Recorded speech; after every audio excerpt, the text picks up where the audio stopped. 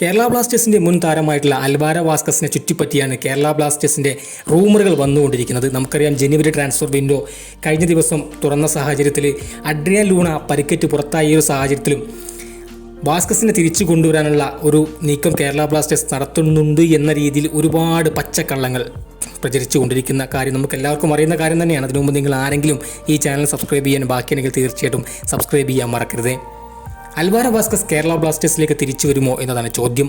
എന്നാൽ അതിന് കൃത്യമായ ഉത്തരം മാർക്കസ് മർഗലോവോ പറഞ്ഞു വെക്കുന്നുണ്ട്. ഒരിക്കലും കേരള ബ്ലാസ്റ്റേഴ്സിലേക്ക് അൽവാരോ വാസ്കസ് വരാൻ പോകുന്നില്ല. കേരള ബ്ലാസ്റ്റേഴ്സ് അത്തരമൊരു നീക്കം നടത്താൻ പോകുന്നില്ല. കേരള ബ്ലാസ്റ്റേഴ്സിന് വേണ്ടത് ഒരു അറ്റാക്കിംഗ് മിഡ്ഫീൽഡറെയാണ്. ഒരിക്കലും ഒരു സ്ട്രൈക്കറെ കേരള ബ്ലാസ്റ്റേഴ്സിന് ആവശ്യമില്ല. മാത്രമല്ല, അൽവാരോ വാസ്കസ് അടുത്ത ഈ വരുന്ന സമ്മർ വരെ അദ്ദേഹം ഒരു ഇന്ത്യൻ ക്ലബ്ബുമായിട്ടും ജോയിൻ ചെയ്യാനുള്ള സാധ്യതകൾ വളരെ കുറവാണെന്ന് കൃത്യമായി പറഞ്ഞിരിക്കുകയാണ് മാർക്കസ് മർഗലോവോ.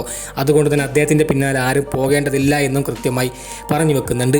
അതിനർത്ഥം കേരള ബ്ലാസ്റ്റേഴ്സുമായി ഒരു തരത്തിലുള്ള ലിങ്കും അൽവാരോ വാസ്കസിനില്ല. തീർച്ചയായിട്ടും കേരള ബ്ലാസ്റ്റേഴ്സിൻ്റെ റഡാറിലുള്ള താരമല്ല അൽവാരോ വാസ്കസ് എന്ന കാര്യത്തിൽ യാതൊരു സംശയവുമില്ല. ജനുവരി ട്രാൻസ്ഫർ വിൻഡോ ഓപ്പണായ സ്ഥിതിക്ക് ഒരുപാട് ഫേക്ക് റൂമറുകൾ വരുമെന്ന കാര്യത്തിൽ യാതൊരു സംശയവുമില്ല. ഒരിക്കലും അത്തരം ഫേക്ക് റൂമറുകളിൽ വീണു പോകരുത് എന്ന് കൃത്യമായി പറയാതിരിക്കാൻ സാധിക്കില്ല.